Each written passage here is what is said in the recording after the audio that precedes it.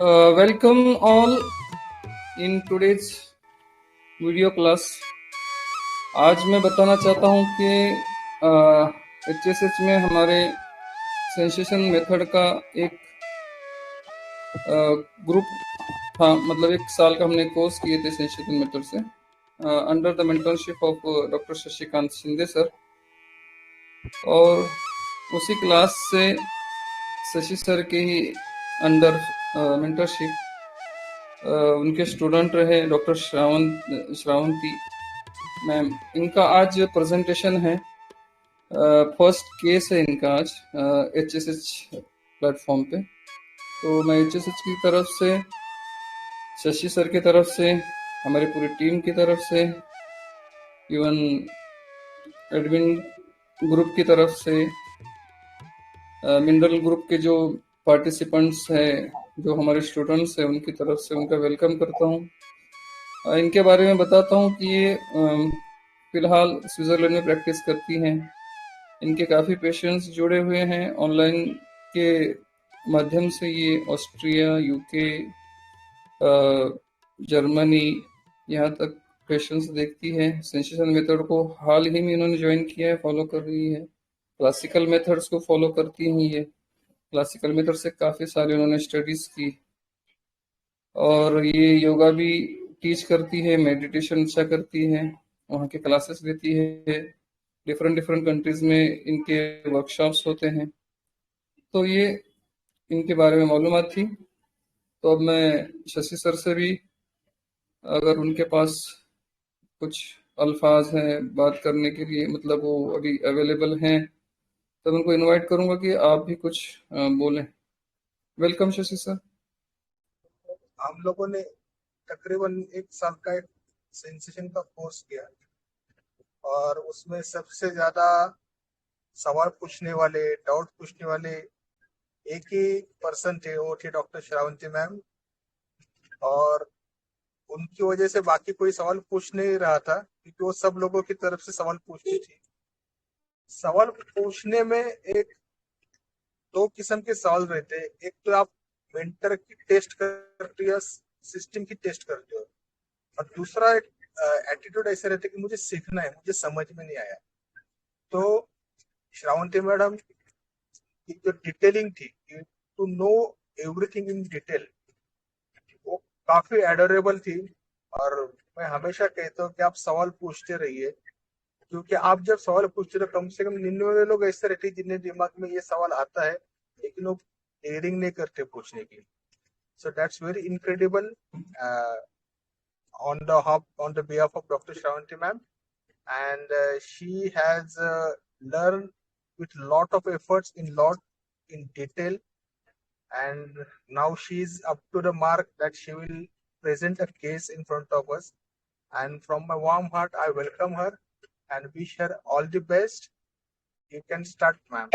Thank you, Hussain sir, and thank you, Shashi sir. And Hussain sir, this is not just my first case presenting on HSH, but it is actually also my first case ever that I took on sensation method.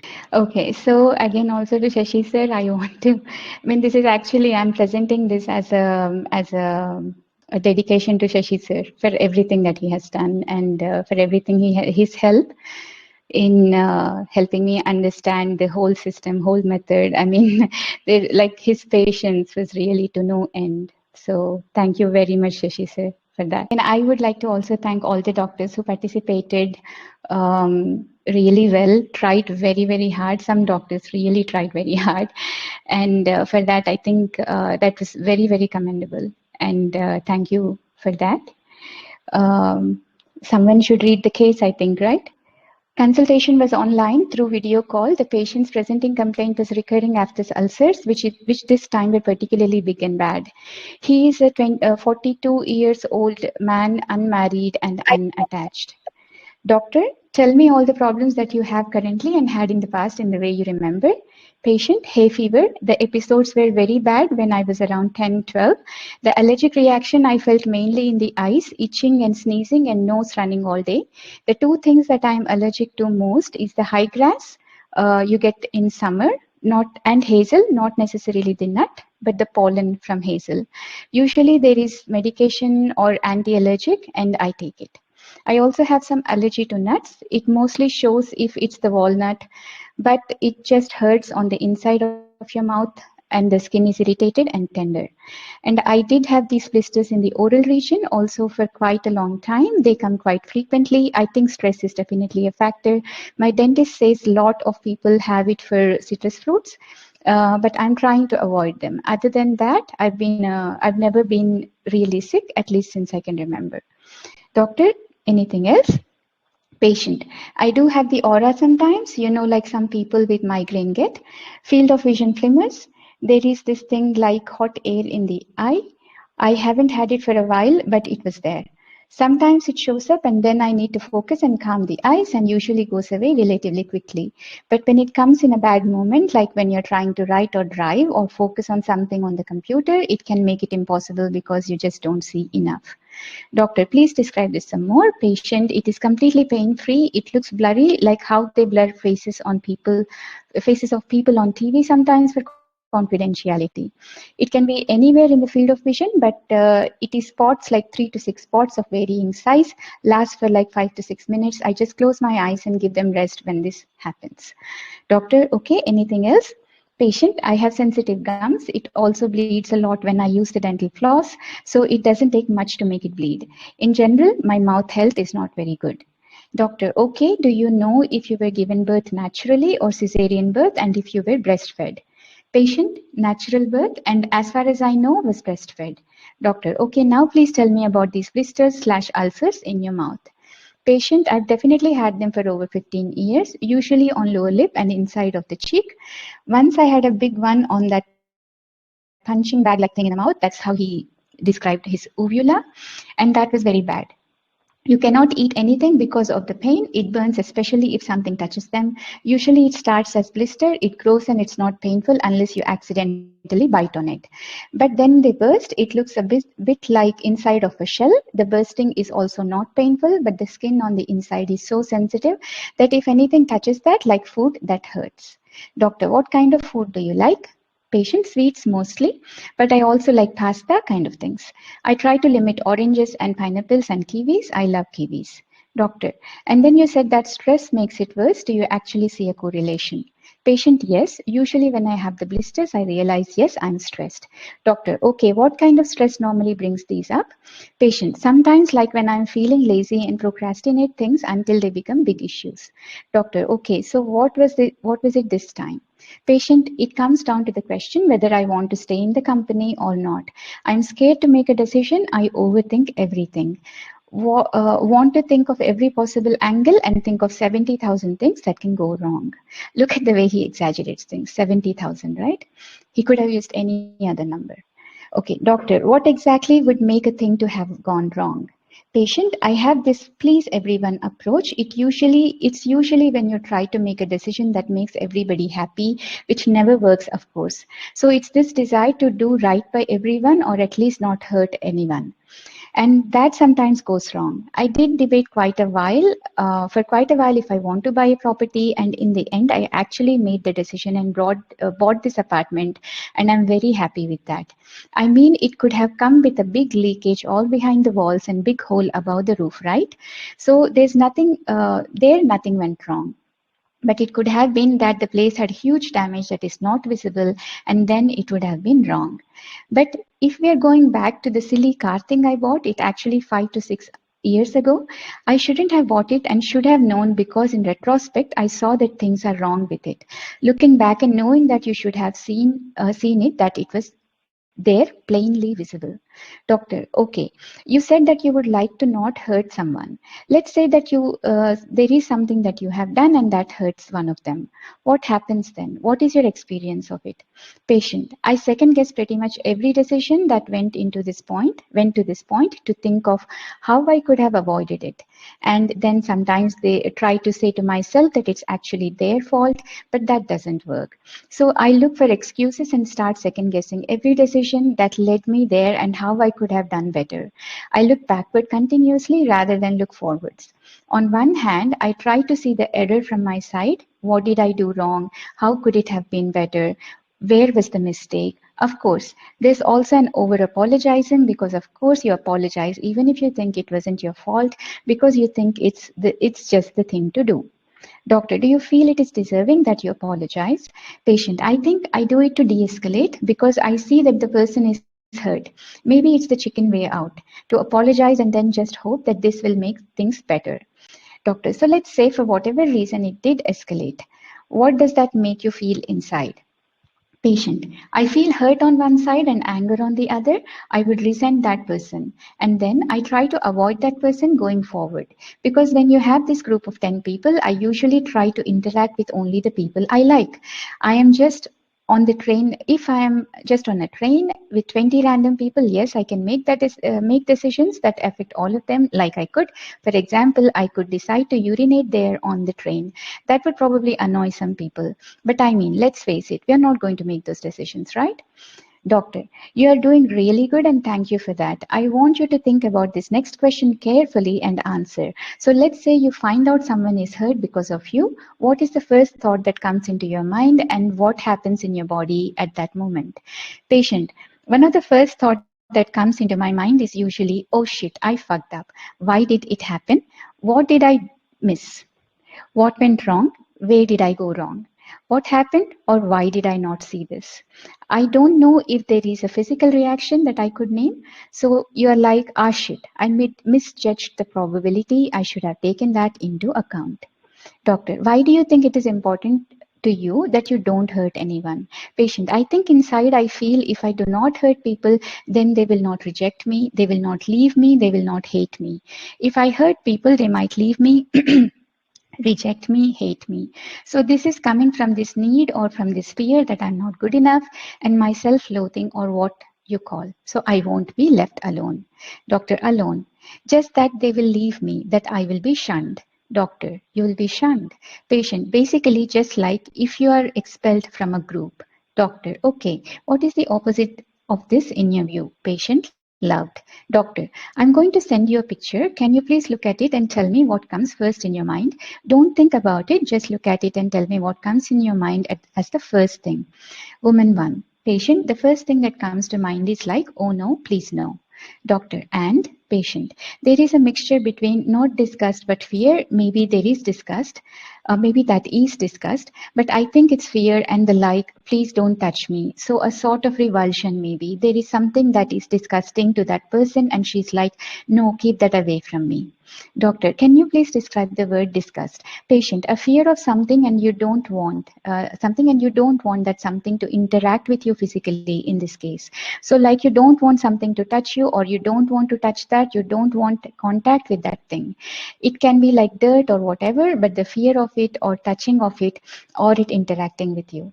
Doctor, okay. And the opposite of that would be patient, longing and admiration.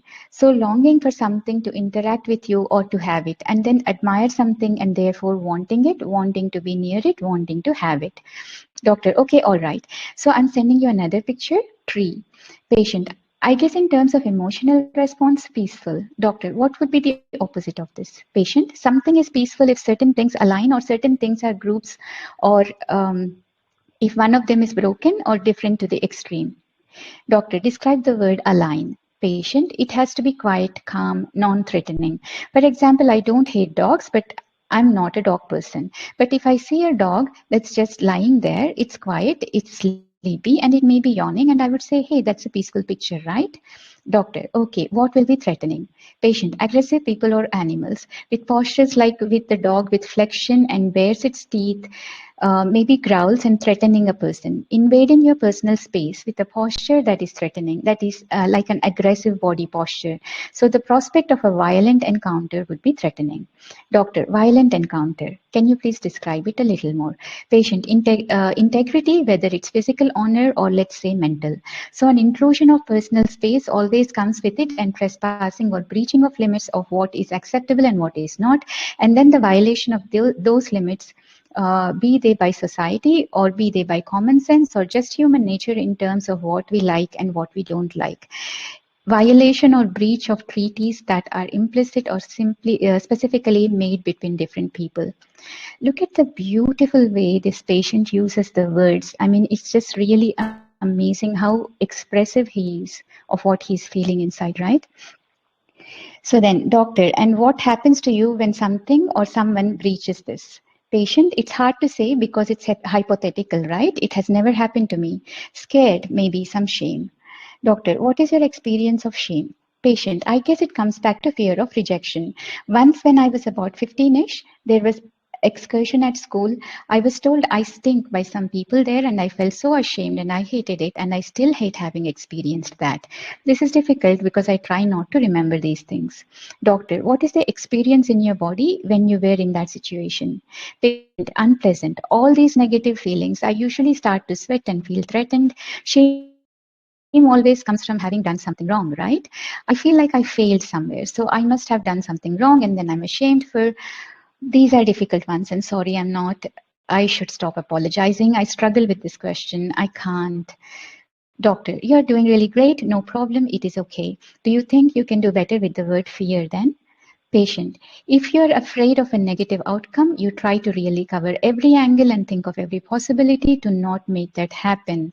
It's not denial, it's not wanting to see, it's just looking for the optimist outcome because there are no other choices left. Doctor, no other choices left? Patient, if there is something about to happen, there is just a point where I think you just have to wait and see. If a situation has come to a certain point, you just have to wait and see because even if you see the solution, it's too late to implement it. And because those situations are quite short, there isn't even time to second guess because we just don't have time for that. Doctor, okay, good. How is your sleep? Patient, usually good. I fall asleep pretty quickly and don't have dreams.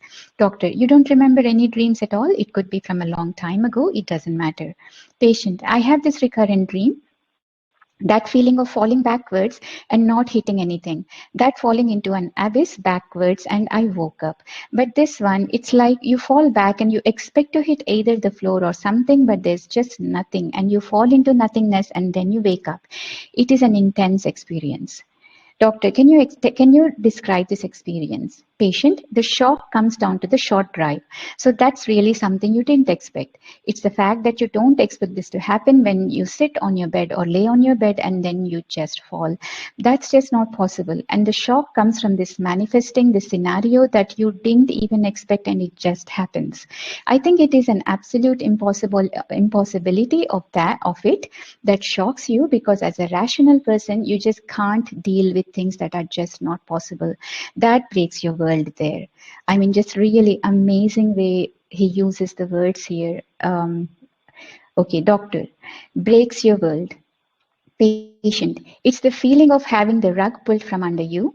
If you have a person that relies on their eyes a lot, and if you see a magic trick and defies the eye, it baffles you. If the magician does that, you would be shocked, scared, and you just realize that the sense you relied on, the means that you relied on to perceive the world, is not reliable, and that is scary. That is terrifying. So that feeling that you were completely blind and what you thought is true is not. Doctor, what is the experience of having the rug pulled from under you? Patient, it's like being blindsided. You thought you were standing there safe and sound and suddenly you're falling. Don't know if anything you thought was true. Your safety is suddenly gone. So it's the unexpected that makes you realize and what you thought is true is not. Doctor, I'm sending you one final picture. Can you please take a look at it and tell me what you think? Elephants. Patient, little elephants walking with each other like good siblings. I see family. I see cute. I see young elephants. When you don't know the evil of the world yet. Doctor, evil of the world. Patient, the world is not evil, but there is a lot of evil being done in the world, mostly by humans. That's just the world. And the young elephants, they haven't experienced anything yet, other than the mother that feeds you, takes care of you, and you only know that. And you think that that is the world that you know, grow up and become older and gain experiences and other aspects of it, and come to realize that what else is there. Okay. So after this, we talked a little more, mostly about how to use the medicine, and that was the end of the case. Okay? Okay. All right. So I think that was, yeah, it was a long case, but I really thought it was important that you saw the words that he used, because the patient was completely, I mean, unbelievably comfortable in describing what he was feeling inside. And that was something that we needed to see here, especially while I'm trying to explain the first part of my analysis. So, before I start anything, I would like to say, first of all, that I'm not an expert and I'm not a teacher. All I'm just really trying to do here is to share a case with you and how I approached it and how, step by step, what is it that I did in order to get to the patient, get to the remedy, right? Okay. All right. You can still see my screen? Yes ma'am, एक काम कीजिए, आपका screen अभी stop कीजिए sharing का, आपका चेहरा full screen पे आ जाएगा तो ठीक रहेगा। अभी का कुछ लोग डिस्कस करेंगे हम साथ में। देखिए, सिर्फ आपका कैमरे पे आपका So, you can't see me? नहीं, मैं देख पा रहा हूँ आपको, लेकिन आप इसको स्टॉप कीजिए, स्टॉप शेयर का ऑप्शन दबा दीजिए इस पे। Okay. रिकॉर्डिंग के लिए Stop थोड़ा sharing. यस, अब Okay. ठीक। Why like this? Why do you not want me to share? Actually अभी डिस्कशन होगा ना, लोग डिस्कस करेंगे ना, doctors No, participate. discussion. No. Discussion already happened. I was not counting because, a lot of doctors did a lot of interpretation, and it was really, really brilliant. So let me present the way what do you say, I handled or I approached this case. That is all really what I wanted to share. Many doctors came to the right themes, and we will get to that in the process. Okay? अभी किसी का हमको participation नहीं लेना है इसमें, आप direct analysis के पार्ट पे जा रही हैं, ऐसा कहना है आपको? I mean, we could do that, but I thought we already, I mean, a lot of people, a lot of doctors already did that. Is there anyone else who would like to also share their interpretation at this point? Then, of course, you can. Yes please, कोई है जो अपना analysis ma'am के साथ share करना चाहता है? Please welcome.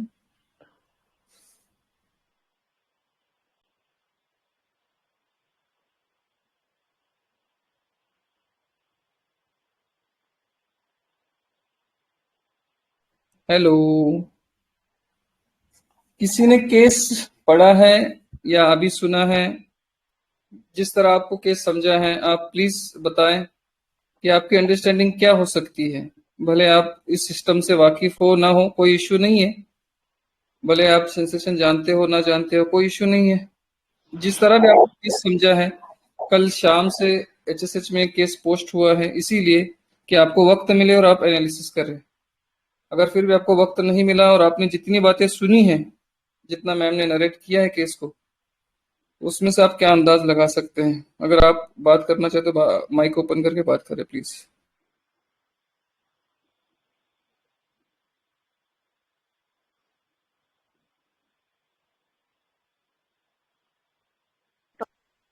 I would like to just say few things because the case is actually huge and it is really difficult to gather all the things together and put it in front.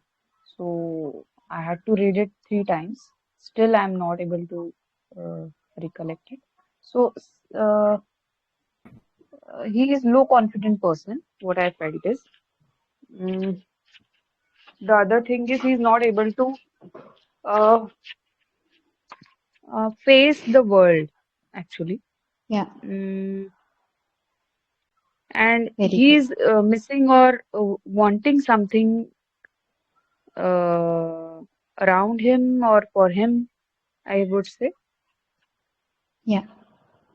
Dr. Uh, Yogita, like I said, no, please speak in the language that is comfortable for you. I understand Hindi also. okay, So, okay, yeah, just saying. yes. Um, so other thing is evil of the world he was speaking about. Yeah. Mm, matlab he is not uh, कैसे बोलूं, he is not liking the world, he या जो चाहिए उसको वो world में नहीं है, तो it is somewhere not balanced between him and the other world. Yes. So to maintain that balance, he's pleasing the other person. What I Yes. felt, Yes. and with that pleasing, he's gaining something, but he's not satisfied. Yes.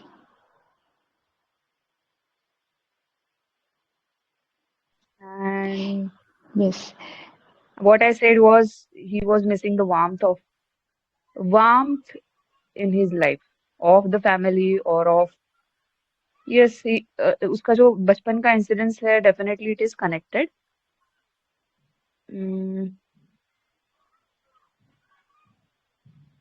He's very low confident, underconfident person. Yes. That is what I felt. That's it. अगर कुछ लगता है तो मैं और बताऊंगी.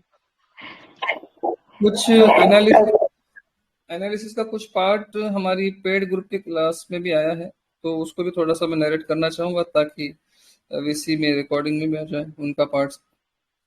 तो एक minute Dr. Hussain sir, 8 minutes. Huh? Let me answer Dr. Yogita.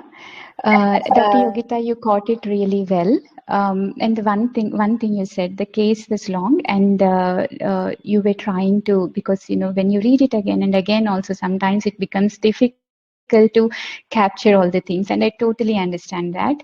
And please stay with that thought, because I'm going to explain exactly why and what we need to do, or what I do, right? And actually, that is the first. That is in fact, in a small level or a big level, there in front of us for any case.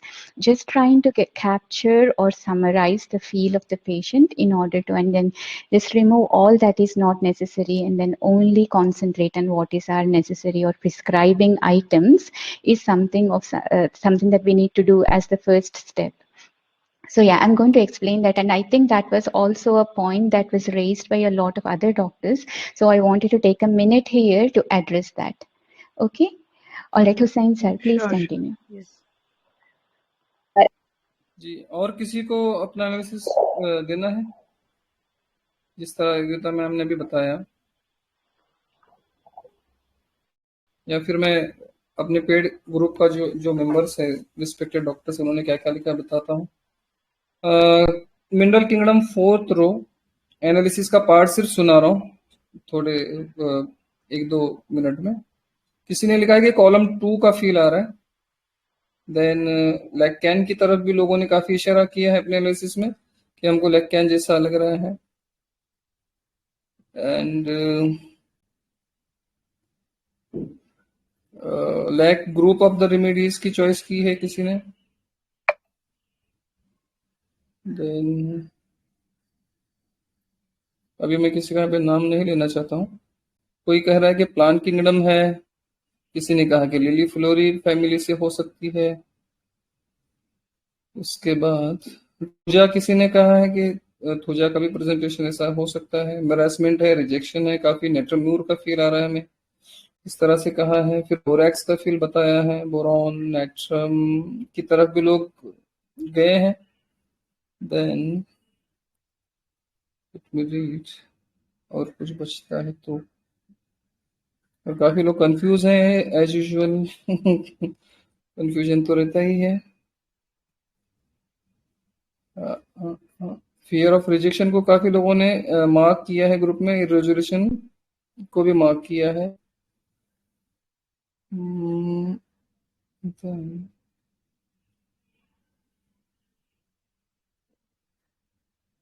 सिफिलिनियम की तरफ भी आए हैं, काफी sure है कोई कि हमको सिफिलिनियम लग रहा है. लैक रेमेडीज लग रही है. फिर जिस तरह आपने गाइड किया था कि आप पहले किंगडम सोचो, सब किंगडम सोचो, सोर्स की बातें करो, उस अंदाज से आप करो. तो फिर उसके बाद सिफिलिनियम में आया था, ये कहने के बाद भी, क्योंकि वहाँ पे डिस्गस्ट फीलिंग है, अल्सर माउथ है, हेट्रेडनेस है, ये सारी चीजें थी. बस 1 मिनट और लूंगा आपका, ज्यादा वक्त नहीं लूंगा.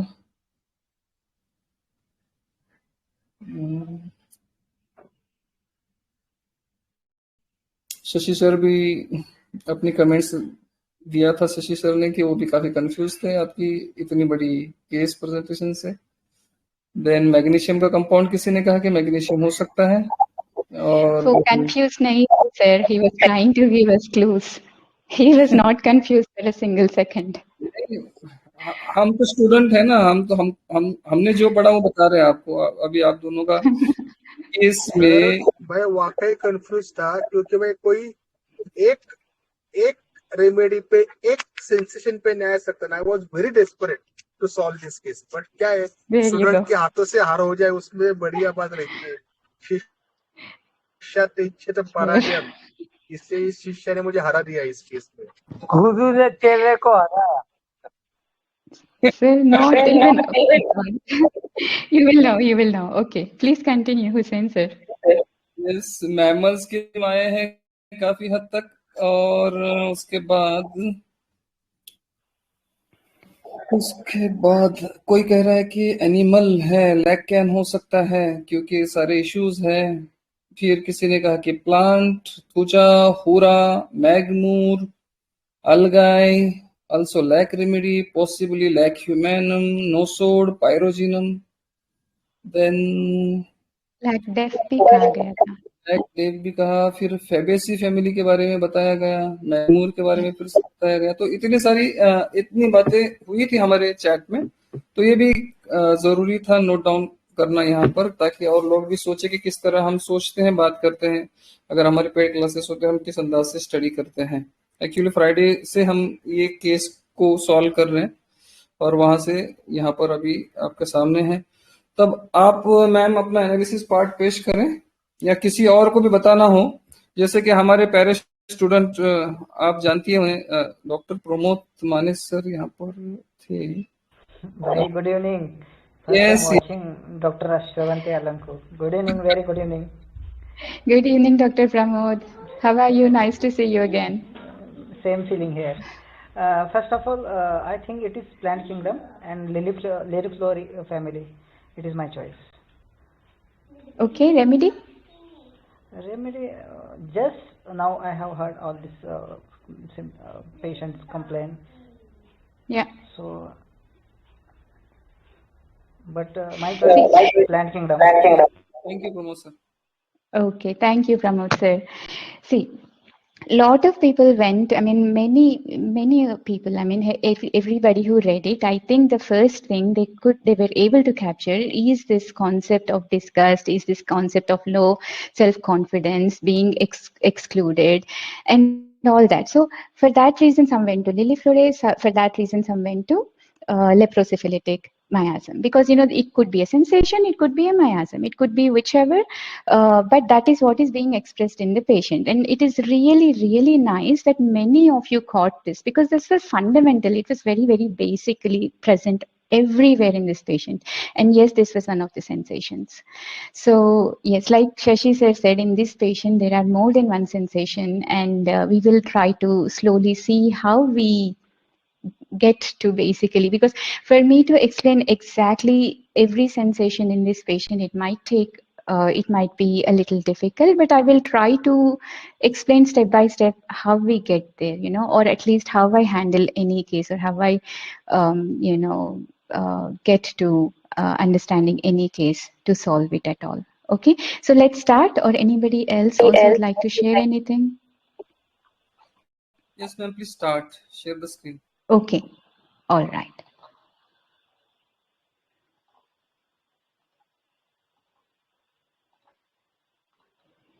Can you see my screen? Yeah. Can you see it now? Yes. What does it read? Presentation on HSH. Perfect. Okay, so we now read the case, right? And for any case, not just this one particular case, right? For any case, basically, the way I attack it, or the way I handle it, for anything, the first step is understanding the 7 levels of experience.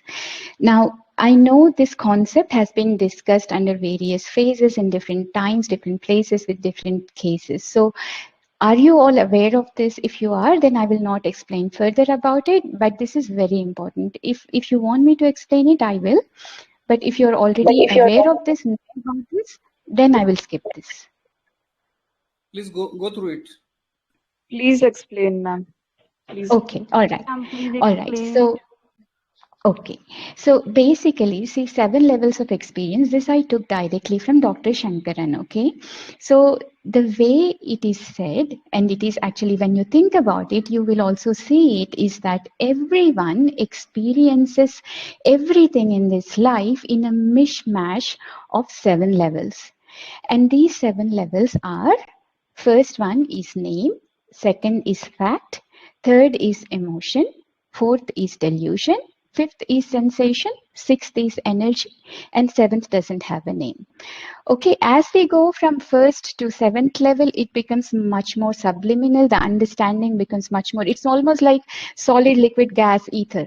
So, I mean, it is hard to capture in words as we go above, higher in the levels, but it is, I'll try to explain. Now, this, like I said, these 7 levels of experience is something that we go through every single day in every one of our experience.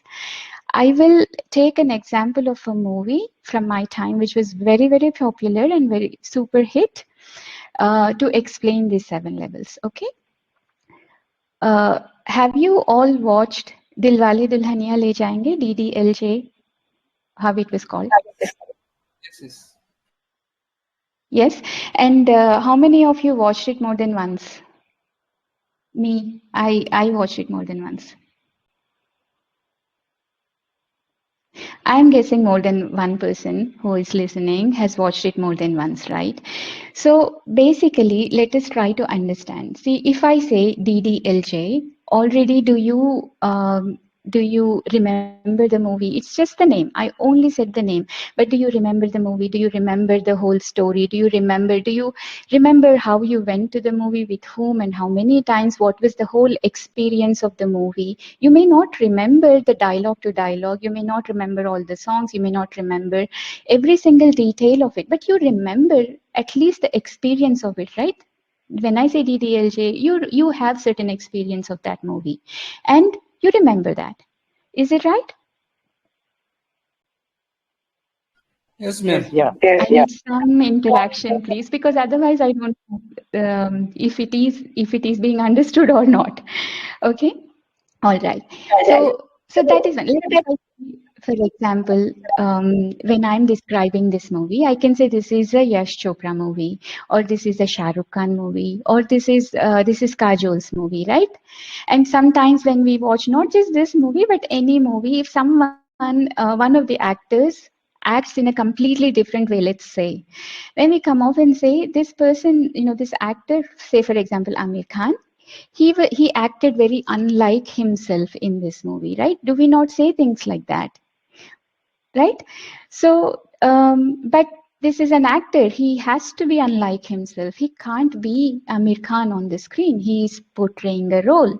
But still, when we say Amir Khan, when we hear the name, we expect a certain way, certain level of acting, certain kind of role that he might have chosen. So we experience the whole thing just by the name.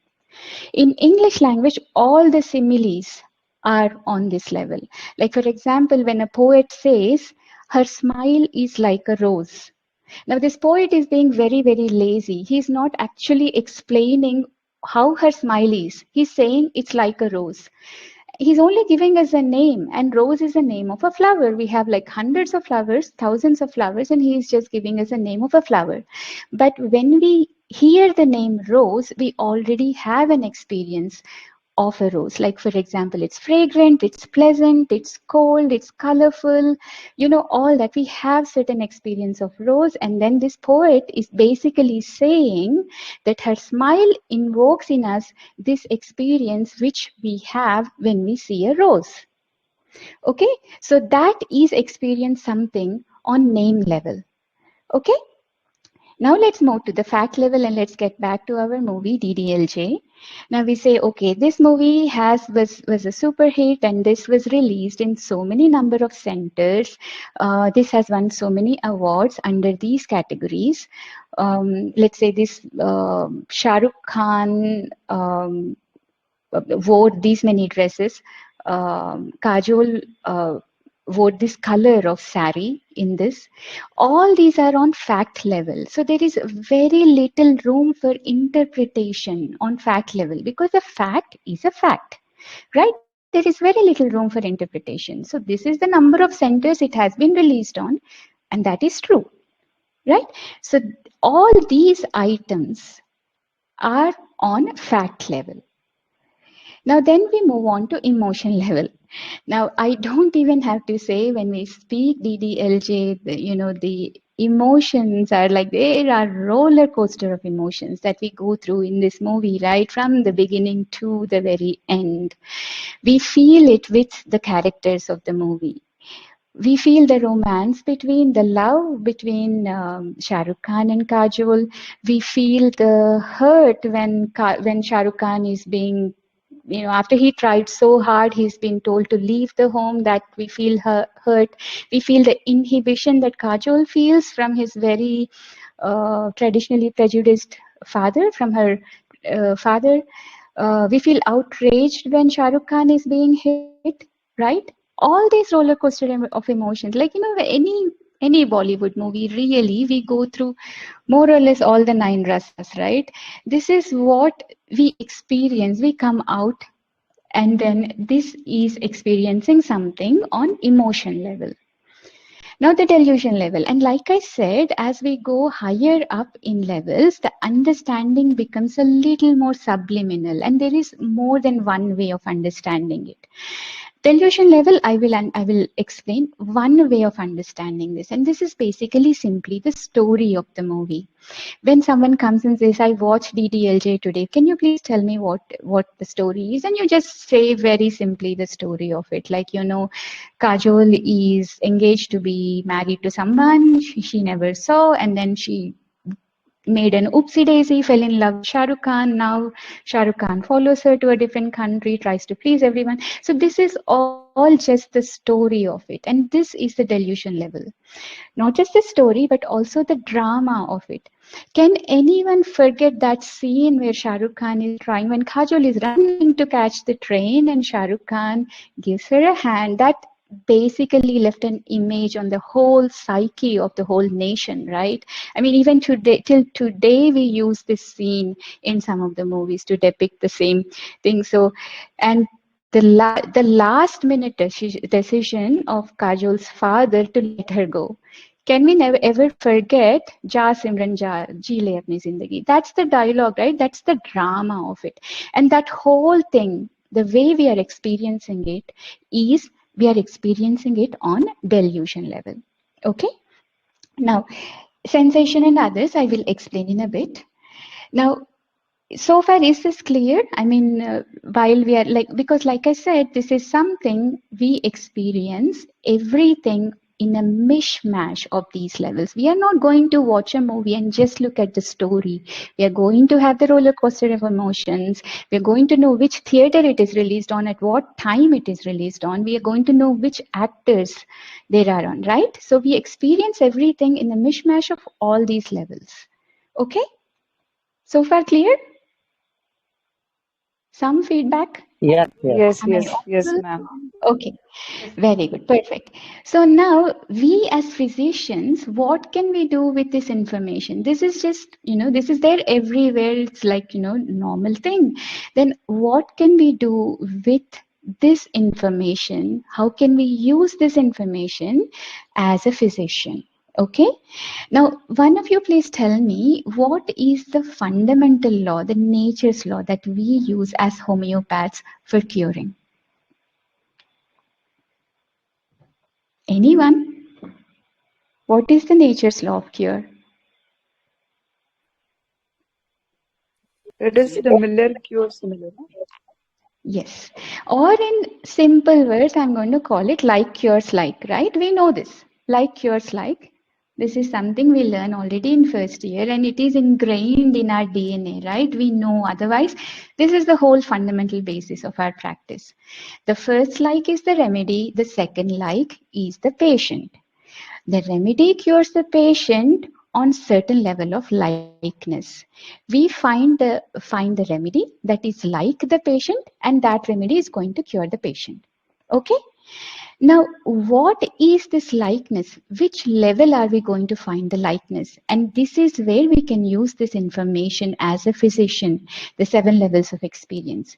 We can find the likeness on name level, on fact level, on emotion level, on delusion level, on sensation level, energy level. Okay? And then we can use that information to find the remedy that is like, and then that remedy supposedly will cure the patient. It's not us, it's not many of our masters, many of our stalwarts, they actually give a strong emphasis on a certain level to find the likeness between the remedy and the patient on one of these 7 levels. Okay, maybe they don't put it in this way, like in this clear way on paper saying that I'm finding likeness on name level, but this is what they did. I'm going to take some examples, okay, because this will give us some perspective as to what homeopathy, how homeopaths are using this information. Now, for my ease of understanding, I actually add a few more words to name level in my own head. I call it pathology, organ, and clinical level or clinical level. And here, for example, doctors like Dr. Burnett has used this level. He used this level to find the likeness between the remedy and the patient. He used this level tremendously, used to give a strong emphasis on this level, and ended up with brilliant cures actually. Then we know Dr. Burt, Dr. Borick, Dr. Clark, and like I said, it's not like each of these doctors are completely based on, some of them are, but it's not like all of them are completely based on only on one level. They take help of other levels also. We all do. But I'm only saying that these doctors gave a very strong emphasis on this level. For example, all these 4 doctors, that the names that I took, gave a strong emphasis on name level to find the likeness between the remedy and the patient. Okay. Now, the fact level, we know Dr. Boninghausen and Dr. Boger, Fatak, Dr. Heiner Frey, he is a more contemporary doctor who has come up with this method called polarity method, who uses also this level. Then we have more close to home, Dr. Farooq Master. We have Dr. L.M. Khan, and yes, our Master Hahnemann also comes to this level. He used to have give a very strong emphasis on fact level to find the likeness between the remedy and the patient. Okay, and now for convenience sake, simplifying sake, I'm going to combine levels 3 and 4, emotion and delusion, and call it mind. Okay, and now we have Dr. Kent. He was a pioneer. He was the one who said we need to give strong emphasis on mental symptoms. And then we have more contemporarily Dr. Sehgal, who came with mind method, who exclusively worked on mind level. And then we have HHF method with their behavioral materia medica, who also gives a lot of emphasis on mind. Okay. And then there are certain specific and special methods that uses not one level, or in other words, they give equal emphasis on more than one level, which is completely fine, right? Like, because I said a patient comes to us with a complete mishmash of things. Okay. So that's why it is okay for us to use more than one level to also find the simillimum. And for example, first 4 levels are being used by Dr. George Vithoulkas with his concept of center of gravity. Okay, he actually recognizes only 3 layers, but that is actually in these first 4 levels. Then we have Dr. Aizayaga with his layers method with more or less similar concept. Then we have Dr. Praful Vijayakar more contemporarily with his predictive homeopathy concept, where he uses all the 4 levels and combines it with miasm. Okay. Now, next level, as I said, is sensation level, and it is very popularly known that it is Dr. Rajan Shankaran who consolidated the method called sensation method, which famously finds the likeness on sensation level of experience. Okay. Then we have Dr. Mahesh Gandhi with his personal evolution model. Then Dr. Jan Scholten with his thematic and periodic system. A big shout out here to Dr. Michel Yaker, who did the same thing on plants. And then we have Drs. Joshis with their MAP method, the mineral, animal, and plant method, who also is based on sensation level. And then we have Dr. Ashok Borkar's method with his pathology factor, where he says all these levels are important and we cannot trivialize the pathology in the patient. He uses actually all the 5 levels in his analysis to find the remedy. Okay. Now what to do? So many. I mean, I'm getting breathless just by taking the names and the methods. It's almost like homeopaths are spoiled for choice, right? They're really spoiled for choice. So many. How to do what, which way to go. The patient is sitting in front of us. What to do? This is a question we all have, right? So the answer is in aphorism 1. Right? And this is a brilliant aphorism. I think of all the 295 aphorisms that Dr. Hahnemann gave, he tightly packed his great wisdom in this aphorism 1. Simply saying what he says here is, dear physicians, your only mission is to cure. Okay? He's basically making it very clear to us that we are married as physicians, we are married only to cure, meaning to say we should get, our attachment should be to cure, not to a method. In homeopathy, we are in the world of individualization. We are like, never is it in our world the concept of one size fits all. We are in the world of individualization. Do you recognize this picture?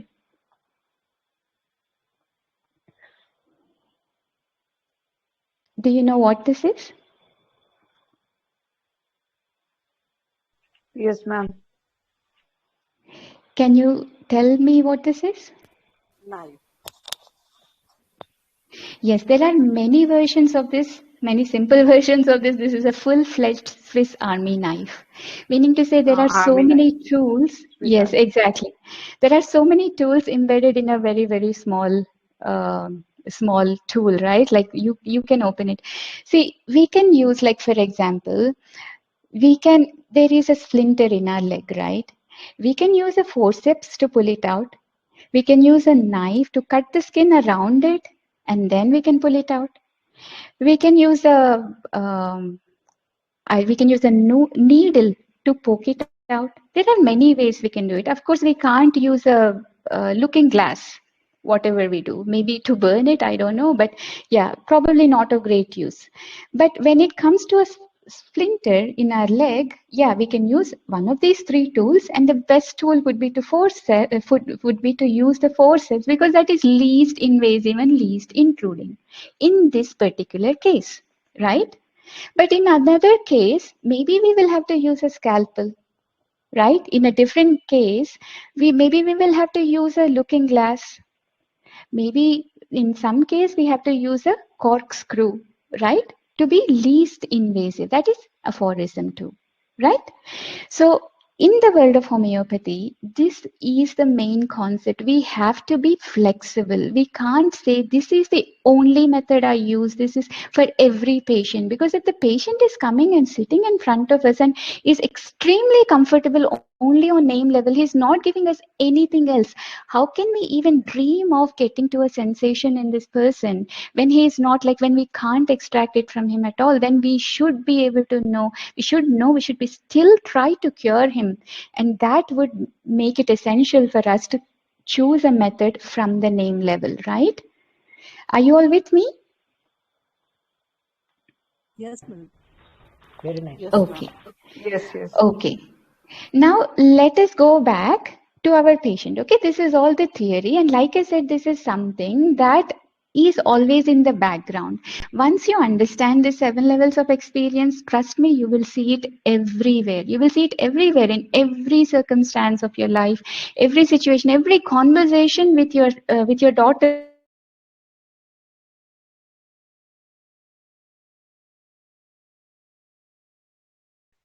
Hello.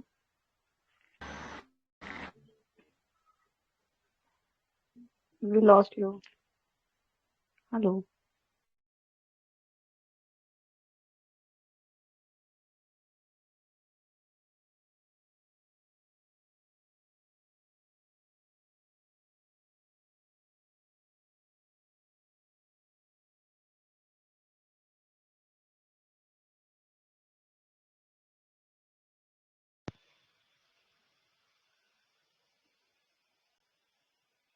Hello, can you hear me? Yes, now we can. Yes. Okay, perfect, perfect. Sorry, I think I had a glitch in my internet there. Okay, so yeah, all that theory aside, let's talk about the practicality. Now the patient in front of us. So what is the guiding principle? The patient is sitting in front of us, and we have established that we need to individualize the method of approach to each of our patients. So now, what is the guiding principle here? There are two, at least for me, there are two. One is, which level of experience is the patient most comfortable in? Second is, which level of experience are we able to extract the most quality symptoms? Okay.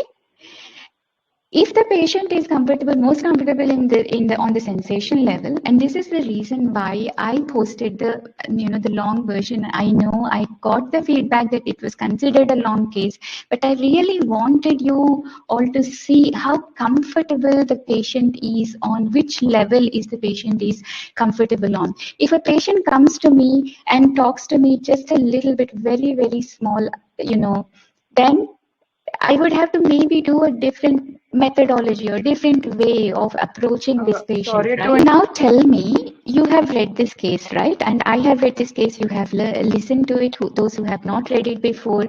Which level of experience is this patient comfortable in? He was Somebody? comfortable at last level, like I The think. sensation level, yes. Yes. See, the thing is, I do realize, probably like some of you at least, do not yet have the theory of the concept behind sensation, how to recognize the sensation. I really understand it, and that's why I was really amazed at the participation, because even though you didn't understand, many of the doctors didn't know the theory behind it, they all really tried very hard. So yes, this patient was in fact most comfortable on sensation level, and he also gave really quality symptoms on sensation level. So this patient, my approach is that I am going to, as a main method, use sensation. Now, it doesn't mean that I'm going to abandon the other levels or other symptoms from other levels. No, all those will become supportive, and they are very, very, very important. Once I understand my remedy, I come to an analysis and I come to a remedy on my main level and on my main method, but then I will need to support it with other levels. Okay, that is what we are going to do. That is what I do in every case. Okay, so this one, sensation level, is the main, and the other levels will be supportive. Now, if the sensation level is what I have chosen, so I have to choose one of these methods because I don't know any other method other than these, right? And then all the other ones will support my analysis. And many times I realize that I have gone wrong from my sensation analysis if the other levels are not supporting it. So this is very important. This is my experience. I may be right, I may be wrong, but it is very important that my analysis, even if it is on sensation level, is supported by other levels. Okay? Okay. Now let's come to the patient. We have now decided that the main level is the sensation method, right? And I think, see, like I said, I realize that not all of you understand the theory behind the sensation method. And I think there is Yogita ma'am also asked me, I think you asked me can we discuss a little about when you say you caught the sensation, right? So, Right. yes, we need to, exactly. So what exactly is it that we are trying to catch here? When I say sensation, like, what exactly are we trying to catch here? So I will need to go into a little bit theory again, but bear with me because this is important for you to understand the next slides or to understand more about this patient, okay? So now you have seen Ma'am, me, right? sorry to Yeah, interrupt you again. Can your yeah. voice be little more clear? It is Can you hear you me now? disconnect and Ma'am, disconnect. it is cracking. It is cracking. Yeah. Can you Okay. please leave and rejoin? Okay, just give me a second. I'll leave and rejoin. Okay, thank you, ma'am. Okay, perfect. All right. So what are we trying to find? When I say we are trying to find sensation, please try to understand. I did say that from when we're going from level 1 to level 7, things become more ethereal, things become more subliminal. But that doesn't mean, trust me, we have been given by our teachers really concrete and tangible techniques and methods to identify sensation. So, all this theory, yes, it's very important, but also don't get deterred or daunted by this, okay? So, all right. Yes. Now you have seen me and you will probably see Yes. me for the next half an hour. I don't know. For some more time, you will see me. Now, if you will see me again, let's say next week or next month, will you recognize me again? Will you think, or at least some kind of memory saying this could be Sravanti? Definitely, ma'am. Definitely. Yes. Right. Now, if you see a picture of me Yes. that has been taken in recent times, for example, will you be able to recognize me? Yes. Yeah? Okay. Yes. Now, Yes. if someone draws a painting of me, a good painter, not a caricature, but like a good painting, like a likeness painting of me, will you be able to recognize me? Yes, ma'am. Yes, ma'am. Yes, perfect. Yes, So it definitely is will. not just, sorry? Okay. So, yes. So every individual has but a certain identifiable or recognizable traits. So we see this person and we say, okay, this is this person. Now, it could be anything, right? It could be the way they look, the way they speak. And now you have heard my voice and I've been told that my voice is quite recognizable. You will probably also recognize my voice. And sometimes, like, for example, you have seen someone in the street very far away. You haven't seen their face. You haven't seen much of them, but by the way they walk, do you not sometimes recognize them? Okay, this person might be him, because the way they walk is also very characteristic of that individual, right? The other day I was watching an interview and this person like took his eyebrow up here until here, like when he was speaking, like just one eyebrow. I don't know how he did it, but it was very, very special to that person that he was able to do that. So all these traits that make a person be recognized as an individual are called individual traits. And now it's not just the genetic traits or just the behavior, it's deeper than that. So let's say, for example, a person um, comes into a meeting and this person is known to always be extremely critical. Okay, she shoots down every single idea, every single concept, everybody's projects she shoots down. Only thing she does is criticize it, okay, all the time. Now one day she comes and she is very embracing of all the ideas. She's very good. She's very encouraging. And then once she leaves the room, do we not say this person did not behave like herself today? Something is different. Something is wrong, right? Yes, ma'am. Yes. So there are certain individually recognizable traits in every person, in all of us, right? Now, let us expand this a little bit. Now, I come from a state called Andhra Pradesh. Back then, it was, when I grew up in India, it was called Andhra Pradesh. Now I know it is split, but let's, for convenience sake, still call the Telugu speaking states as Andhra Pradesh, okay? Now, all us as Andhra Pradesh, we have certain traits that make us recognizable, right? Do you remember when we were young on Doordarshan we had this song Tere Sur Mile Sur Tera Mera Tumhara. Does anybody remember that? It used to come all the time. We used to sing it all the time. Yes. Yes, Yes. we You know remember? it. Yes, ma'am. We learned it, Yes, We yes, almost learned. absolutely. I mean, I still We used remember to that song. Yes. Exactly. Then We remember how many times Mukda went, how many times Antara went. We remember every single because it was so much repeated. Now, in that, do you remember every state had a representation of probably one or two people, and all of them dressed in a specific way? It was very recognizable that they made that person or those two people very recognizable to be coming from that particular state. Like from Andhra Pradesh, they made it was a lady and a gentleman, and the lady was wearing a sari, the way she was accessorizing, the way she put her bindi, everything, the way she did her hair. That was very, it was very made her very recognizable to be coming from a Telugu speaking state, right? And they did the same from all the other states also. There are certain recognizable traits for each state, right? Now, it is not just the, like I said, genetic or the way we look, but it is much deeper than that. The way we experience things is also on a certain level or on a certain range. We as Andhra people, we have a specific range of experiences that happens behind the scenes. That is a certain amount of it. There is a commonality between all the Andhra people. See, it's not just that it's like, the desires, aversions.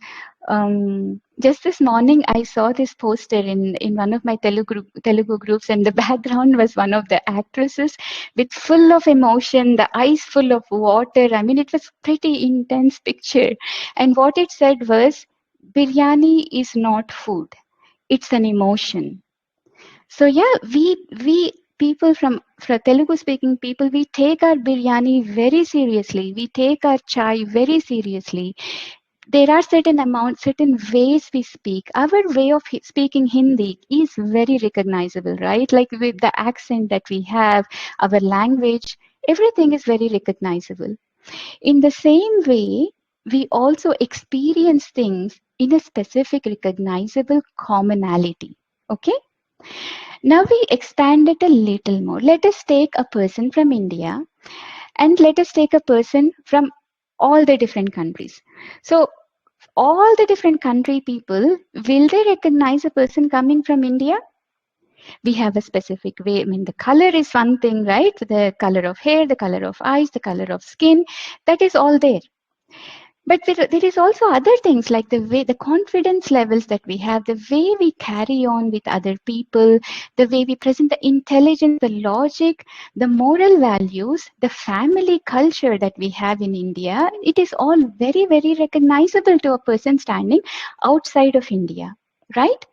And it is not just these desires, aversions, traits, but there is also something deeper, which is that we as Indians, all of us have a commonality, or there is a range of commonality in the way we experience things.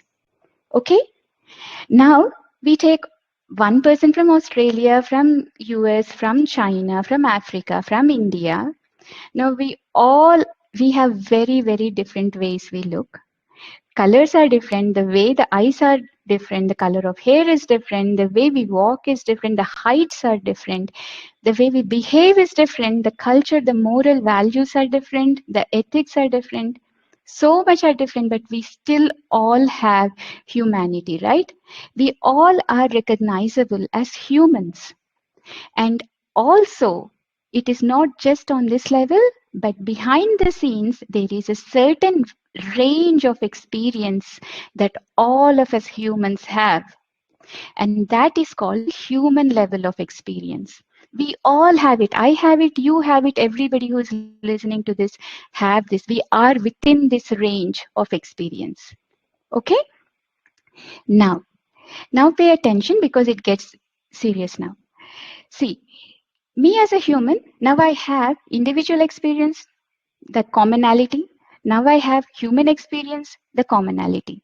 But what has been recognized is that me as a human has an experience, always has an experience that is, it could be I am experiencing things not only as a human, but also as a plant would experience things. Or I'm experiencing things as a human, but I'm also experiencing things behind the scenes as a mineral would experience things. But I am a human, and a plant and a mineral are not human. But still, I am experiencing things as them, right? And this non-human experience of a human is called sensation. This is there in every person. Okay, this is beyond the human experience. This is something that we all have, but human experience is the commonality between all humans. Non-human is very unique for every person. Okay, so far with me? For the theory, I understand we definitely need to have a little more like cases, we need to solve them and all that to understand it better. But at least for the theory, so far good? Yes. Okay. So yes, now like I said, it is all like, this is all theory, and I don't want you all to feel, daunting, and this is like not something that we can understand or anything, but because like I said, our teachers gave us very, very specific ways and methods of understanding what this is, recognizing what this is, okay? We have been given qualities of sensation. I am not going to dwell on each of these quality because that will take us a lot of time, but please understand that we have been given techniques. Also in the case taking, we have specific techniques, tangible techniques, which we can use to bring this out, bring the sensation out. Remember, the philosophy should always be guided, always be controlled by aphorism 1. It is to cure that we are doing anything. Do not get lost in this, okay? So we need to understand how to recognize the sensation in order to find the similarity, the similar sensation between the remedy and the patient, because that is our simillimum. Okay? All right. Now let's get back to our patient. Enough theory. Let's get back to our case. Okay? The first part of any case is assessing or analyzing the presenting complaints. Now the patient came to us with 2 presenting complaints. One was chancres or the aphthous ulcers. Second is hay fever. Okay. Now, for any case, at least for me, it is extremely important that I understand the pathophysiology of any presenting complaint. And I strongly advise that every one of you also please spend some time in understanding the pathophysiology. Firstly, to understand the prognosis of the case, but also to understand where the miasmatic dominance is in the patient. This is what I do from my perspective at this level, just thinking about the presenting complaints, understand the pathophysiology so you can approximately understand where the dominant miasm lies. Okay, so anybody remember from your medicine days where the pathophysiology of chancres lie? After ulcers lie? If you don't remember, that is fine. I'll quickly go through because it is something that is available everywhere. Let's not focus on this at the moment or waste time on this. So basically, it is the immune system that is recognizing the wrong, it is recognizing a stimulus wrongly and telling the healthy cells to destroy themselves. Okay, that is leading to creation of ulcers. Now there are 3 kinds of ulcers. One of them is not relevant for us, the hepatic ulcers, because that is most prominent in females and the patient is not having these kind of ulcers. But he has minor ulcers and major ulcers. Now the minor ulcers are smaller, they are more in number, they are not deeper, they heal quicker, and when they heal, they do not leave a scar behind. The major ulcers are bigger, they are more painful, they are more deeper, and they heal late. And when they leave, they usually leave a scar behind. And our patient has 70% of the time minor ulcers and 30% of the time major ulcers. Okay? Now let's look at the hay fever pathophysiology. This is basically the problem with the immune system. The stimulus that is going through one of the senses is being, hyperstimulated, the hyper reaction or hyper response from our body. Okay. Now there are two commonalities between these two presenting complaints. One is that both are related to the immune system, and second is that both are recurrent. All right. Now, keeping that in mind, can we approximate? Now, at this point in time, we only need a ballpark. We don't need a precise answer for this. We will not also look for the precise answer for this because we only looked at the pathophysiology. Okay. We need to look deeper in order to make it more precise. Now, at this point in time, anybody would like to share what they think is the dominant miasm? Now let's bring the miasmatic spectrum here. Now, in reality, the miasmatic spectrum is anything but linear, anything but single dimensional. But just for simplicity's sake, let's take the three miasms given by Dr. Hahnemann, SORA, psychosis, and syphilis, and let's bring the patient here. Where do you think the patient approximately fits, given the pathophysiology? Syphilitic miasm. It's the range. Yes, it is psychosyphilitic. Remember, he also has the minor ulcers. Remember, this is like, not all ulcers are syphilitic. Minor ulcers are not syphilitic. Major ulcers are, but minor are not. There could be even psoric ulcers. You look in Tuja, which is an antipsychotic remedy, a strongly psychotic remedy, and we have ulcers in there in high grade. Right? So at this point in time, just looking at the pathophysiology, the patient is between psychosis and syphilis. Okay, this is what we determine at this point in time. Let's keep an open mind. This may change later according to our further analysis. That's always there. We always keep an open mind. Okay. Now, let us look for deeper in our analysis. Okay, remember the first slide I showed you, the 7 levels of experience? Now see, I asked you, how can we use this information in solving a patient? How can we use this information as a physician, right? Because the patient is coming to us with a mishmash of everything, all these experiences. Now, as a physician, how we can use this is, the patient in diseased state also sees everything in this mishmash. But what is our prescribing level? What is our main level that we have determined?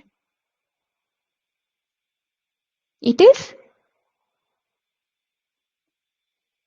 Someone please? Am I connected? Am I disconnected? What's going on? Yes, sir. Connected. Yes, ma'am. Yes. Please continue. Yes. Yes, exactly. So we have We are determined listening. that, okay. So please a little bit of interaction, okay? Otherwise I am not even sure if I'm connected or disconnected, okay? Or if it is all okay or something's wrong, am I saying something wrong? Okay, so a little bit of feedback, interaction would be good. Okay, so Shashi sir, who is my teacher in sensation method, he has a very nice way of explaining this, right? He always used to say sort ingredients in biryani. Meaning to say, like, it's a cooked biryani, okay?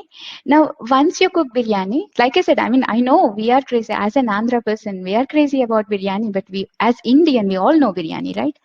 So the thing is, the biryani that is served to you is a mishmash of all the flavors. So when you cook it, there is rice, water, vegetables, oil, salt, all the biryani items, like, the masala items, the spices. In like, it could be 10, it could be 50, and if you're crazy like my grandmother, it could be 70.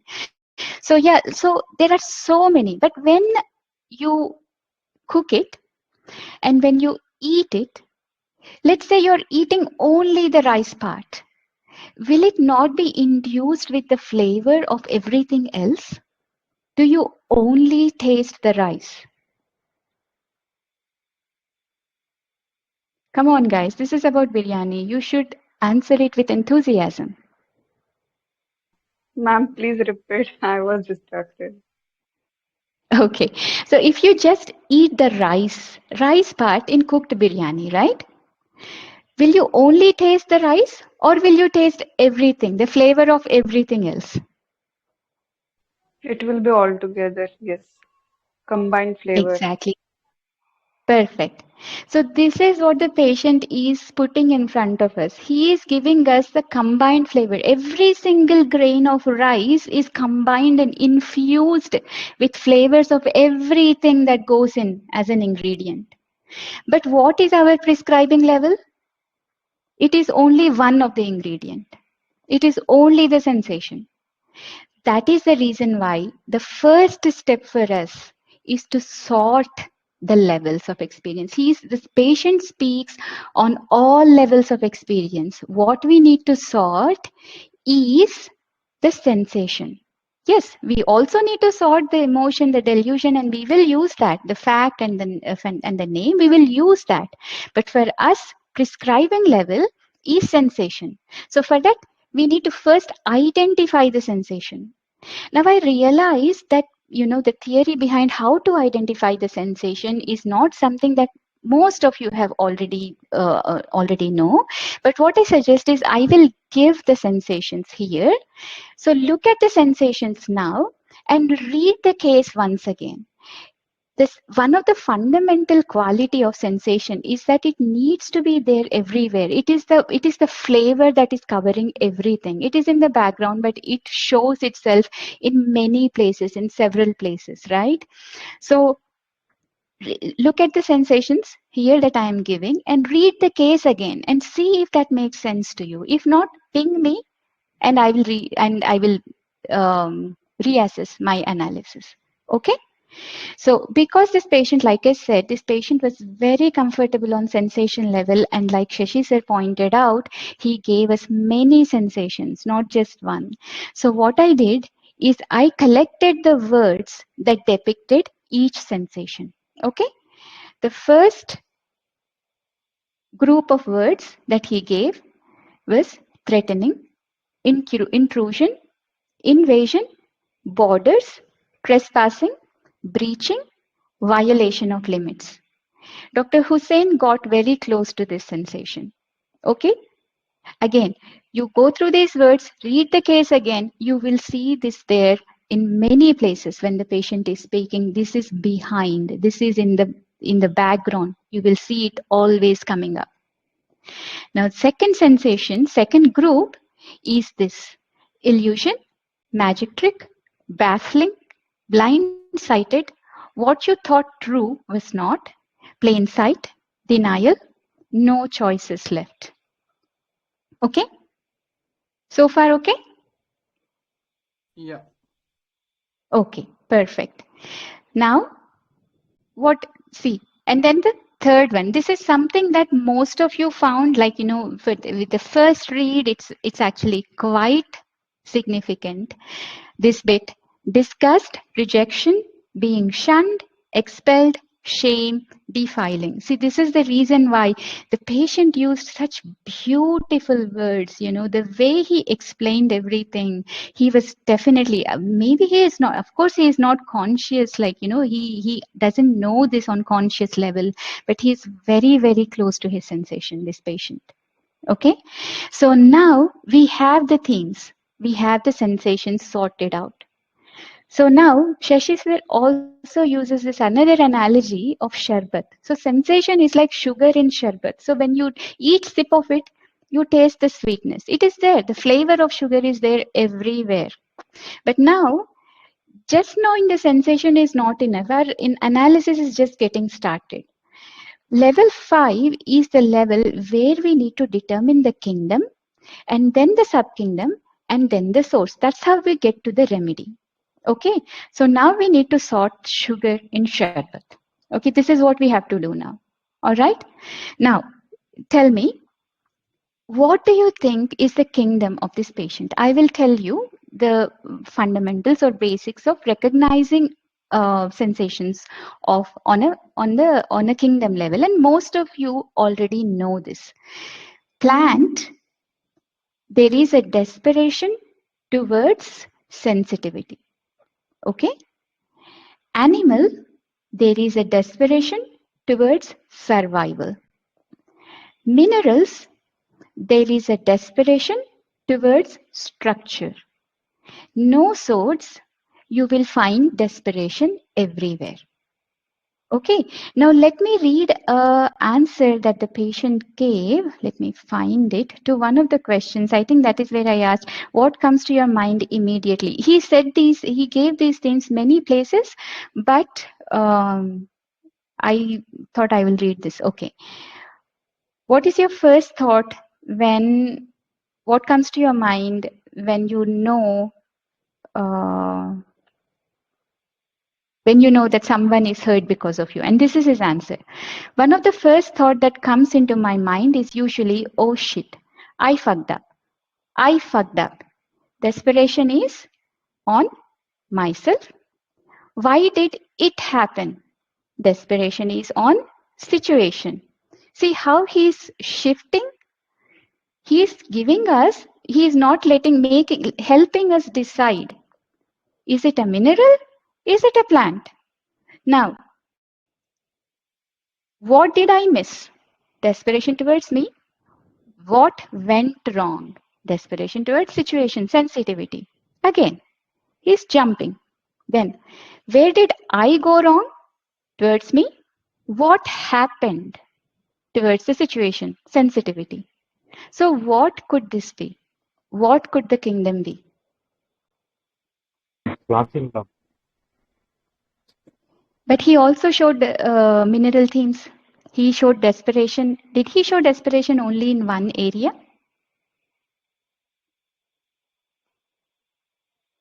He showed desperation everywhere, didn't he? Again, read the case again. This paragraph that I just read, and there are also many other places where he always said, every time he would say, what did I do wrong? He immediately would shift to what went wrong. Everywhere. See how he's jumping. He's showing desperation everywhere. This is a no sword. Okay? Is this clear? Any confusion here? No. Please tell me what is confusing you. No confusion, ma'am. No confusion. Okay. All right. Okay. So we all agree that this is a no sword. No challenges there.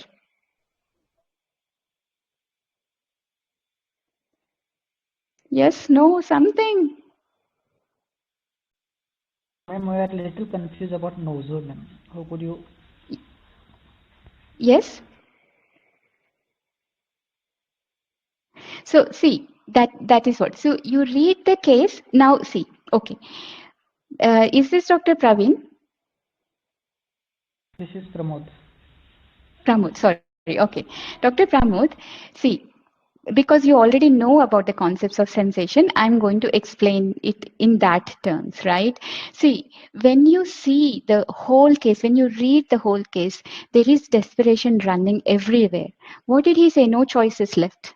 What do you see? Like, for example, when something comes and it is there in front of you, what do you feel? It is there in front of you, that there is too less time to react. There is no choices left. What is he feeling in that day, in that phase when what is he depicting?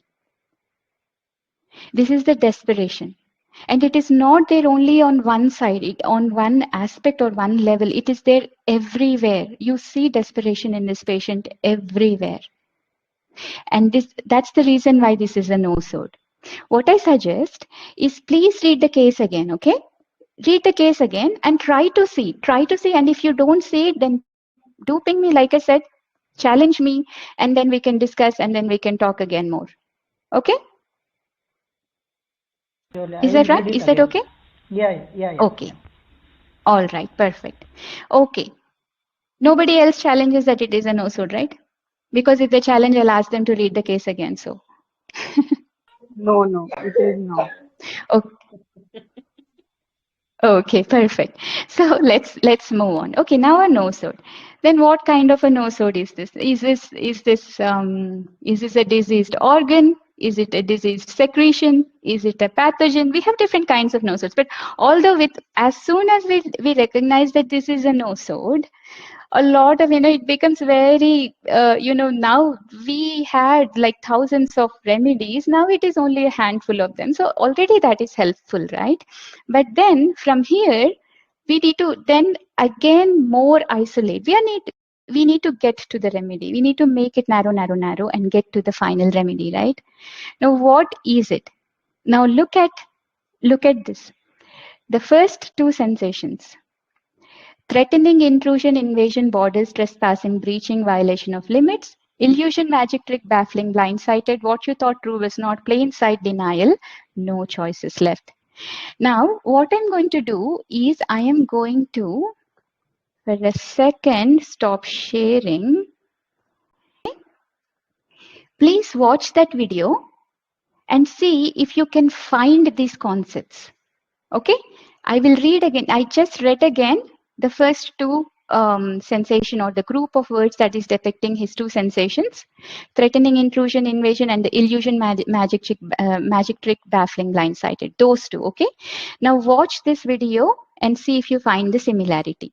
Now, what I have to do, however, is I have to go to a different mode of audio, otherwise you will not be able to hear this clip. So once I play the clip, if you can't hear it or anything, please send a message on HSH group. Otherwise, I'll not be able to hear it. Okay? Viruses are everywhere, from our surroundings to the very food we eat.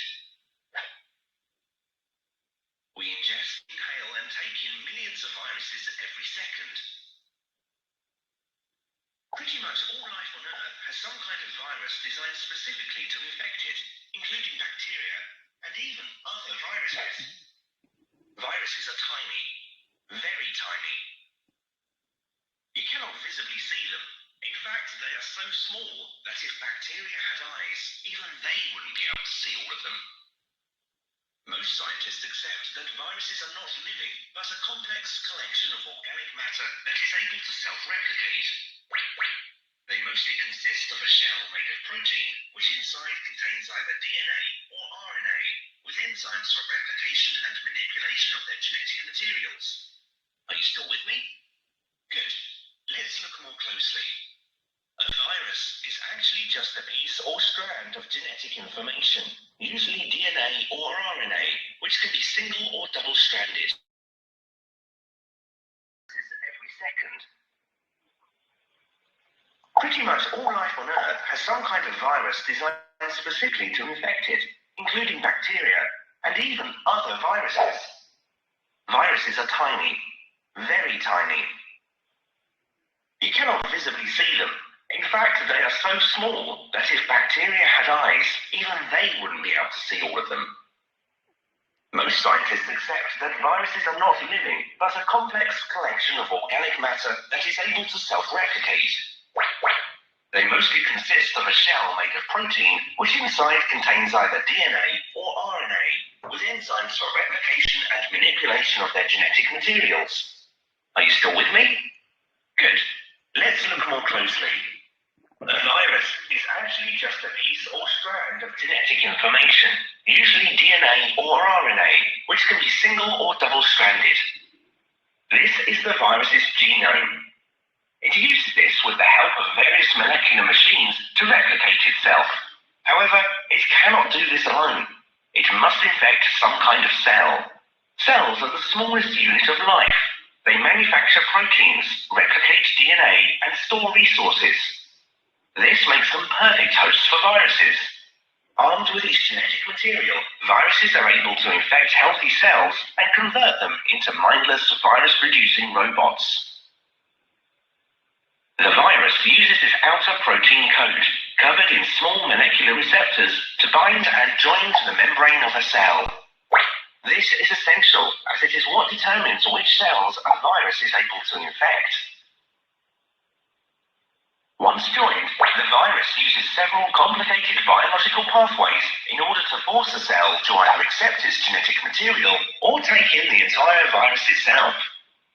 Once in the cell, the virus will then begin to use its molecular arsenal to hijack the cell's protein manufacturing systems and DNA replication mechanism.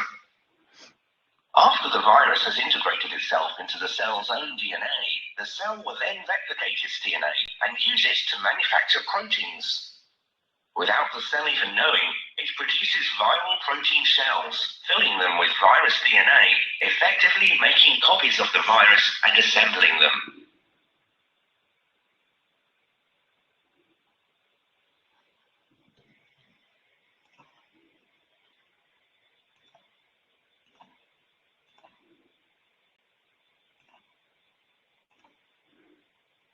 Hello? Yes, ma'am. Did you see that? Yes. So did you find the similarity? How a virus infects a human? It is basically coming as a Trojan, right? It basically simulates as a friend, but it is hiding something very sinister inside. And did you see, just once the capsid or the shell is lost, it reveals something extremely infective and unhealthy and destructive within its shell. Do you see the similarity now? जी यही hide and seek बोल रहे थे क्या sir? Okay. Yes. This is what sir was saying, hide and seek. You can see my screen? Yeah.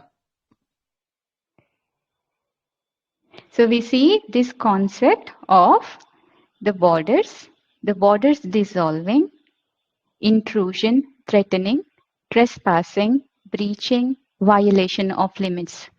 When there is this illusion, this whole concept of camouflage, where something seems to be friendlier on the outside but quite sinister on the inside.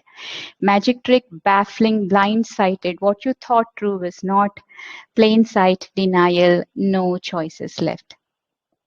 Okay, so this is the subkingdom. This patient belongs to a virus. All right. Now let's look at the third one, disgust, rejection, being shunned, expelled, shame, defiling. A lot of us, we thought this is a sensation, but in fact, this was the miasm. All right. Now let us take this information and try to see where we now can fit our patient in the miasmatic spectrum. Okay. So we know kingdom level is the nosode, subkingdom virus, and the source level. Let us now see the miasmatic spectrum. We have already decided that the patient is between psychosis and syphilis. Now can somebody try, and knowing the sensation of being shunned, being expelled, belonging, all that, dirty, disgust, all that, can somebody try and make it more compact? Where does this patient belong on the miasmatic spectrum? This is a leprous. So there are miasms between psychosis and syphilis. Dr. Shankaran gave some of them, and there were also some other that were given by other doctors, added by other doctors. So after psychosis, there is cancer miasm and tubercular miasm as given by Dr. Shankaran, and then there is leprous before syphilis. But Dr. Jan Scholten added another miasm between leprous and syphilis, and he called this AIDS miasm. Okay? Do you see how the patient is actually a little far gone from leprous, but not quite there at syphilis? You see strongly, very strongly, the whole disgust, the whole, trying to belong. It is a little further. The desperation is a little further than leprous. And anybody knows what is the representative remedy for AIDS miasm? It is the 8th virus nosode. Yes. So that is the AIDS virus nosode. Now see how, can you, if you remember the case or if you want to read the case again, try to see the similarity. Try to understand. Sensation level is when you see the similarity on the remedy level, we need to go to the sensation of the source. All right. But this is not final, right? This is what we have been directed to. Now we need to make sure before giving to the patient, we need to make sure that this is the remedy that we are going to take or we are going to give. All right. Yes, outcasted. All right. So rubric study. I know a lot of you wanted to do rubrics because yeah, for all the levels, any method that you're following, classic mind, Kenshian method, Bonninghausen method, anything, we try to look through rubrics, right? But tell me, if you are doing Segal method, mind method, which level rubrics do you choose? Do you choose rubrics from name level? It will be sensation again, na? Yes, rubrics for this level, when we are doing this method, we need to choose rubrics from sensation level. To be very specific, the source level. Now this gets a little confusing, but there are, for AIDS virus, because this is actually a recent proving, for AIDS virus, we have some really good 2 or 3 source level rubrics. But in this patient, we only see one. And this is what Dr. Hussain has recognized. Barriers between him and others are removed. Dr. Yogita, do you remember you said something? He's stuck between me and you, I feel. Neither can he handle you, not me. See how beautifully you caught this person. Right? Yes, yes. Now let us look a little bit about of the materia medica. The proving was done by Misha Norland. And I'm going to read you a small poem. Apparently, Dr. Misha, he wrote a poem while he actually proved the nosode himself. And while under the influence of the proving, he basically wrote a poem. And I'm going to only read the first paragraph of this poem because I thought that was relevant to this patient. He named the poem, I Dreamed of the Eclipse of Light. And it goes like this. I dreamed of the eclipse of light, myself in deathward flight. There was no one to hear my stricken yell. Into deepest pit I plummeted, dismembering myself as I fell. See how beautifully you see this in the patient, right? How the sensations become similar between the prover and the patient. Okay? Next, let us see what are all the other concepts that Dr. Misha isolated. First is the shock and condemnation, anything not to be contaminated by association. This we all caught. Boundary issues, presence and dissolution. This also, at least some of us caught this. Then Dr. Misha's comment on one of the patient who described her experience. On the one hand, there are dirty secrets, the syphilitic aspects of the nosode, while on the other, there is a desire for openness, candor, and above all for intimate contact and the flow from within to without and without to within. So this bipolarity normally we see in many of the remedies, but very, very significantly in AIDS nosode. We see this about in and out, the flow, and it has also been described as both extremely pleasurable and extremely painful. So that bipolarity we always see. All right, let's look at some of the major themes of AIDS nosode proving. Some of them are in the patient, some of them are not in the patient. So loss of protection shell wall. I felt that I had lost my wall and my shell, and there was a free flow of emotions both in and out. I was exposed, almost naked with no control. And here brings us another rubric which is on source level. Delusion, naked, unprotected, exposed he is. Uninterrupted flow between self and group versus does not belong, felt excluded, lied to. Now you see a lot of themes that are running between this and our patient, right? Now next is estrangement, and this can be both a delusion level and emotion level. The patient may be feeling estranged and he actually might create a life situation of estrangement because of the sensation. Now feeling rejected, outcast, feeling betrayed, Feeling contaminated and fear of contaminating others. See, he's fear of contaminating others, so he's creating a situation where he's always washing. Responsibility for others, responsibility for children, self-loathing.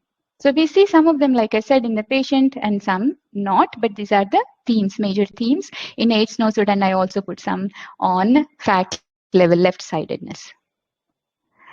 All right. Now, what has a sensation manufactured? Now, I am very conscious of the time, so I'll try to make it quicker.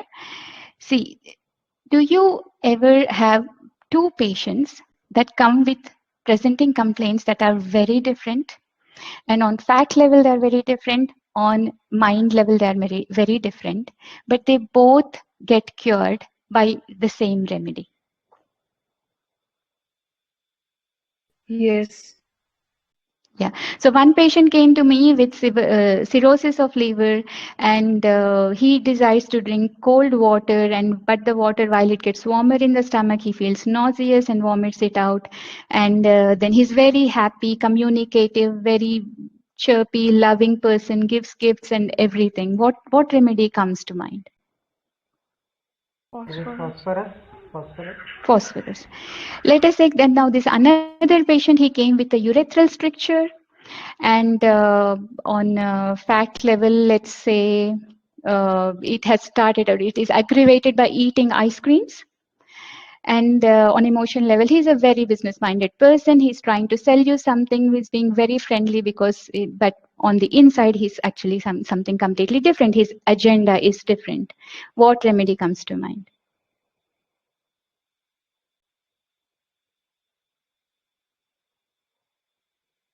What remedy comes to mind? Am I connected? Disconnected? Ma'am, can you repeat? Sorry. Yeah. So this another patient, he came with a presenting complaint of urethral stricture, and his complaints or his pain aggravates when he eats ice creams. And then he's a salesperson. He's speaking to you very nicely, but his agenda is different to what he's saying. He's a business person. What remedy comes to mind? Phosphorus again, ma'am. He's a hypocrite. He's a hypocrite. Yes. So phosphorus again. But then there is no similarity between these two patients. Can I say that there is no similarity between these two patients, or are they similar? No similarity. If there is no similarity, then presenting. phosphorus. Yeah. Then why is phosphorus curing them both if there is no similarity? Because our medicine works on similarity, right? If phosphorus is curing patient 1, phosphorus is curing patient 2, there is something that is similar in between these two patients and phosphorus. Right. That's something. Yeah?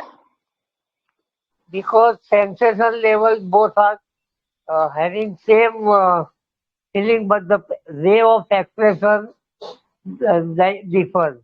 So the path affected is also different. Brilliant. Absolutely. The way The they person travel. will have. Exactly. So one sensation, Shashi sir always says that one sensation can create 10 delusions, 50 emotions, 100 facts, and 1,000 names. So it is like this, it just goes, it branches in geometrical proportion.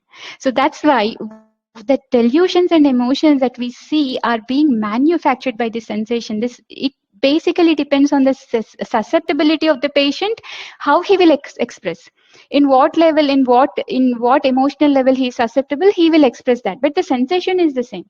These two people had different susceptibilities on emotional delusion and fat level and name level. That's why they expressed in different way. But they both had the same sensation. So that's why I always say, what has the sensation manufactured in our patient? It manufactured chancres, hay fever. So you can go in the repertory and you will see all these. On fat level, he has manufactured sensitive mouth and the spots in vision. On emotion level, he developed, or he created fear, shock, hurt, forsaken feeling, friendless feeling. And on delusion level, he created his life stories where he is very submissive, very indecisive, staying on in a job that he doesn't like. He apologizes to de-escalate. And you can imagine when a person is like this, what are the kind of situations that he will end up in, right? How the people will treat him, how, everything. You can imagine he's creating a life for himself that is being driven by this core sensation. So yeah, this is the simple repertorization. You can go and look also on yourself. All right. Now I'm going to give you the follow-up quickly. Started with Q3, currently on Q4. Hay fever has not needed the medication. He only took it once, but that is because he didn't know not to take it. But once I told him, he never took it again. Chancres, he had no major ulcers since and none at all in the recent times. And the problem with these kind of things is because these are recurrent and it's not present all the time. The thing is, we have to wait for at least, I think we need to wait for at least 2 seasons, 2 years to pronounce him cured, right? Now, mind, he is much more decisive, much lighter, cheerful, and happier. And it was actually a pleasure to see him in some of his follow-ups. It was really, really good. He's much more firm. He's now starting to apply for jobs. He is very purposeful now. It's not his indecisiveness and his lack of confidence is much improved now. All right. Now, before I leave and I let you go, I have 2 cautions that I wanted to tell in this presentation.